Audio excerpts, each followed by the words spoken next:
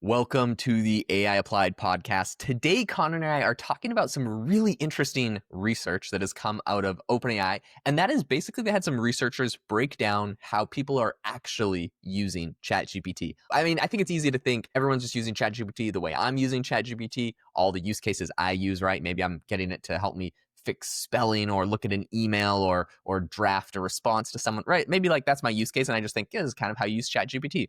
What's Mhm. interesting is they broke out into categories, the areas that people are using ChatGPT for, and I think some of them might be surprising or shocking to you. So we're going to break all of that down. Connor, you've been made a big post about this on LinkedIn. What are you seeing with the actual use cases of ChatGPT? It was so interesting, right? This is a research paper by OpenAI themselves, and they have an enormous amount of data on this. So it's something like 1.5 million conversations, and as we all know, they have 700 million weekly users. That still is, by the way, I want to kind of get to that at some point too. But anyway, the point is it's something like 2.5 billion messages are sent daily. Growth has been obviously off the charts, et cetera. But the really interesting thing to me about this is it takes actual data rather than Reddit. Just sort of for some history, Gene, there was this post that was going around like crazy, probably maybe a month ago, something like that, that was showing that having analyzed, I don't know, 40,000 conversations on Reddit, the way that people were using ChatGPT, the top three uses were as a therapist and as a whatever. And it was interesting. It was sort of, I think it was in Harvard Business Review or something like that. Uh-huh.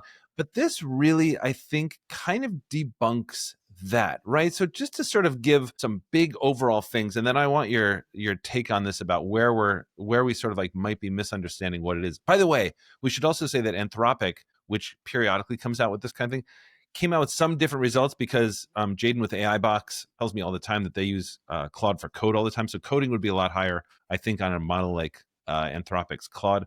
But the first thing that stood out to me is that 70% of people are using it for personal and 30% are using it for work. I think that's so interesting. And I think it's actually really encouraging because it shows that people are understanding that this is more of a companion than Mhm. just an email writer, as you were sort of saying at the beginning. It's really getting people to think, I believe, in the right way about generative AI and large language models, which is it's something that's not confined to work. It's something that can help you do everything. So a few Yeah. stats on this, which I just thought were really cool. So first of all, tutoring and teaching is about 10.2%. How-to advice, about 8%. Writing is about 28%. So if you start to think about how these break down in big categories, like if you think about like practical advice, 28%, almost 30% is all about like how to do this or how to do like, health and fitness or tutoring or things like that. Creative ideation, that's about 30%. The other one, just about the exact same percentage, writing, 28%. That's like personal writing, communication, editing, etc. And then the other interesting one I thought was 21%. So now just right off the bat, between about 30 and about 20,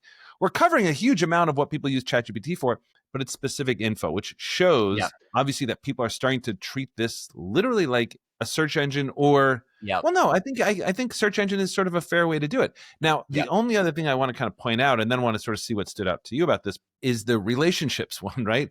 And this is really particularly interesting to me because again, there's been a lot about this and all the studies around this have always had just so much dirty data in there. It's been tainted everything else. In this, what it's saying is that only about 4.3% have been kind of relationshipy type conversations. It cracks me up that 2% is spent on greetings and chit chat, and 2% might sound like small, but when you're talking about 2.5 like billion conversations, that's a lot of time chit chatting with ChatGPT. But it just goes to show how people are getting comfortable with it. So when you're looking at this, Jaeden, and by the way, the coding is math and coding is about 7.5%, which I think for Anthropic it was much higher. But Yeah. you're looking at this, Jaeden, and what's sort of standing out to you? Because I could look at this thing all day long. Yeah, no, I think you brought up a great point earlier, which is that I think this particular data set and this particular study is useful because ChatGPT, with over 700 million weekly active users, is the most used tool most broadly for a lot of different things. Now, like you mentioned, there are different tools that are used for different specific use cases. I think when it comes to ChatGPT, there's specific things that people use it for, but it also encompasses the broadest audience. So the data here, I think, is going to be the most representative of what people are using it. Claude, you're right. Anthropic, they're going to have a much higher for code and things like that. And maybe something like Grok that's tied to X is going to have a much higher percentage that's like summarizing like a story because there's kind of that button built into Twitter where you click it and it will summarize what's happening. Right, right, So you right. can imagine like UI things like that and applications of some of these tools would skew it. But ChatGPT, because it's just kind of the basic, you go to the chat interface. I think this is really interesting data. The one that I thought was interesting was the specific information retrieval. That actually is, well, it's not the biggest category. So writing is technically a bigger category than seeking information. Writing is broken into a bunch of different things. But for seeking information, 21% and 18 of that is specific information, basically directly competes with Google. So I Right. think it's interesting. It's not its biggest category. It's not the only thing people are doing with it, but like replacing Google is a huge percentage of what people are basically using this for. And if you Yeah. take 700 million weekly active users and 20% of that is going to, what's that, like 100 million, my math might be wrong, but like 100 million people every week using ChatGPT as Google. Like, I think Google is Right. starting to realize this is a competition. And also, if you look at the other categories, there's like how-to advice, which is lumped into practical guidance. That's 8.5%. Well, how-to advice is also what you'd use Google for. So I think Right. Google is not in all of these categories, but I think it's kind of directly, quote unquote, threatened by a lot of what's going on here. The thing that I do think was really interesting in the writing section, the Yeah. biggest, most popular use case in writing is to edit or critique provided text. It's interesting because I feel like we've all done this, but like so often, and I almost wonder like what the implications of this are. I do this all the time where I'm like, I write something, I give it to ChatGPT, I'm like, just make it better, basically. It almost makes me feel like I'm like sort of lazy half the time, where I'll just like, Oh, yeah. I don't feel like making a really professionally worded response to somebody, so I'll just voice to text in like basically what I want to say and just like, make this a little bit more professional, and it will 100%. format it for me. I think at the end of the day, like some people could say that maybe it's making us lazier or have less critical thinking, but at the same time, like we basically get our message across and we could do it way faster without having to nitpick over the grammar or how we phrase things. Just say, make a friendly, professional tone. So I think at the end of the day, you have to think less about the exact delivery sometimes and think Right. more about the overall message. And so I think at the end of the day, it just speeds us up and maybe makes us more effective communicators. There could be an argument made that maybe ChatGPT is teaching us how to do some of Mhm. those things. So I do think that's a Yeah. pretty interesting section. I no, I think it's an interesting point, right? Because it does go to sort of the critical thinking and what's writing. I'm a writer by background. Like I really deeply care about writing, but I don't know what is going to happen with writing. I got to be honest, especially as this thing gets better and better.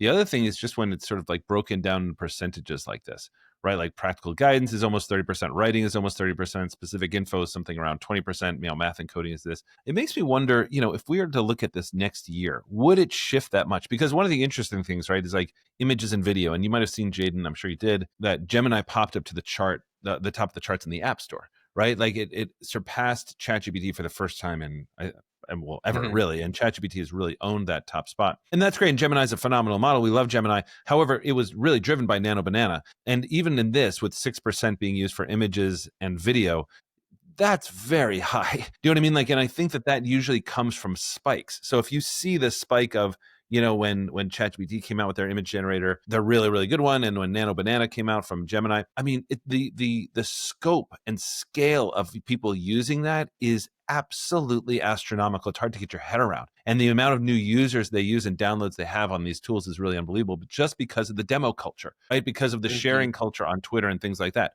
So that 6% may be slightly, I don't know if it's inflated or not, but I'm not sure that that's going to change radically. The one that I'm just really curious about is the relationship one, right?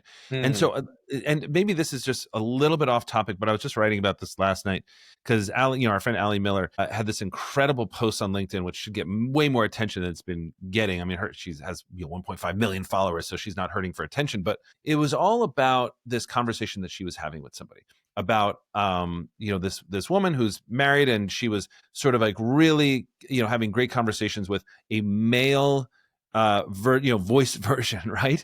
And her husband was starting to feel kind of like jealous of this, and so she switched it to a female, but then she sort of like feels like she lost her friend. And listen, I'm married, you're married. I'm like, people can sort of like roll their eyes. I'm like, I kind of get it, like there's that. And then Nick Thompson from The Atlantic was talking about, from this survey on Reddit, the fact that a lot of these relationships with AI, which are kind of out there, right, at the moment.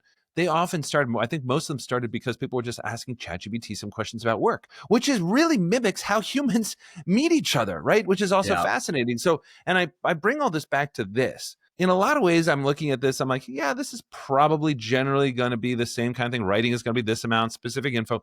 The relationships at 4.3%. I have a hard time believing that either it will remain 4.3% and people will either use other tools, Mm. or that number just goes up and up and up. I'm just so curious about that. Yeah, well, a couple different thoughts. The first one is on Gemini surpassing ChatGPT. I think actually a chunk of that is in relation to Google's new Pixel phone they came out, and all the Pixel phones come with Gemini Interesting. preloaded on them. That's So I interesting. think that helps. Although maybe that's not iOS App Store. Maybe that'd just be the Google Play Store. But in any case, so actually throw that out the window. We just It's so got to the good bottom though. of that real quick. For the relationship one, though, I'm laughing at that example you gave because I don't know Yeah. if you remember this, but when ChatGPT first did their voice mode, they cloned Scarlett Johansson's voice Yes. without her, Yes. and there's a whole lawsuit without her permission. There's a lawsuit. They got mad. They're like, it's just random that it sounded like her, whatever. But it's funny because I had a friend at the time who was using the voice mode to do a bunch of stuff, and he was in his office talking to it, and then afterwards, his like wife was like, "Who was that like lady you were Oh talking to?" no. Just like Oh got mad no. at him and made him change the voice. So I guess it goes for everybody. But yeah, I mean, at the end of the day, I think I like the personal reflection thing. I'm surprised, like you are, that it's only relationships are only 4%. I use ChatGPT all the time for like basically everything, like Yeah. conversations about literally everything, Yep. business strategies. I use it as like a business coach. It's great for relationship advice, like really for everything. I think Mhm. it's interesting to see how these different categories are going to change. I think just a couple days ago, I took my kids to the park here in North Carolina, and there's turtles in the lakes. And Mhm. I know nothing about turtles because I haven't really lived anywhere with turtles before. Maybe they're common around you. Anyways, I just pulled out ChatGPT because they were asking me 100 questions and I know nothing about them. In the voice mode, I was just like, tell us about North Carolina lake turtles. And they talked to it for like 20 minutes and found out that turtles have like a Goodness. magnetic thing in them. They use the Earth's like magnetic field to figure out how to go places, like an internal GPS. Crazy Unbelievable. thing. So I think basically we're going to see more and more of these use cases for ChatGPT. It's going to get more integrated into like everything that we're doing. And yeah, I wouldn't be surprised if the relationship category goes up a lot. This is okay. We need a podcast on turtles now. This is the thing. I feel like we could. This is that we could make a podcast literally every week on a completely different subject and sound like It's true. utter and complete experts, just like Jaeden is now a turtle expert. Listen, check this out for yourself and sort of see what resonates on this. Would always love to hear from you all about how people are using it. I think it's one of the most interesting conversations we have. As we're signing off, guys, if you haven't checked out the new Builder feature on AI Box, please go check it out. It's brand new. It's how you are going to make new workflows inside of just either your organization or just for yourself. It's really, really extraordinary. Jaeden has just released this through AI Box. Check it out. It's still all $19 a month. Really, really well worth it. Check that out. And we will see you next time.